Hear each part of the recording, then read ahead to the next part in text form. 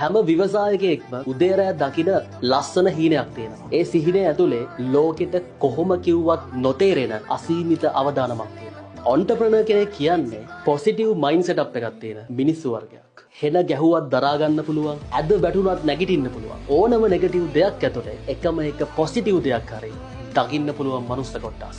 Entrepreneur කෙනෙක් ගාව තියෙන පොසිටිව් එනර්ජි එක ඔයාලට හිතා ගන්නවත් බෑ. ඕනම නෙගටිව් මයින්ඩ් එකක් පොසිටිව් මයින්ඩ් එකක් කරන්න පුළුවන් මැජිකල් පවර් එක එයාලා ගාව. කොටින්ම කියනවා නෙගටිව් පවර් එකකට ඔන්ටර්ප්‍රනර් කෙනෙක් ගාවට ලං වෙන්නවත් බෑ.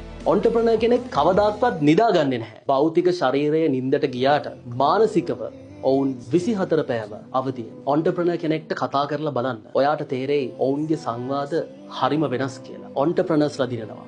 කවදා හරි නෙමෙයි. ළඟම ඔන්ටර්ප්‍රනර්ස්ලා දිනනවා. නුඹ ගාව මම මැවුහින බොඳ වීලා කඳුලින්ම ඒ දුක කීවනෙතු සංගවා හඳනේන කළුවර රැක තනින්නා නුඹ ගාව මම මැවුහින බොඳ වීලා කඳුලින්ම ඒ දුක කීවනෙතු සංගවා හඳනේන කළුවර රැක තනින්නා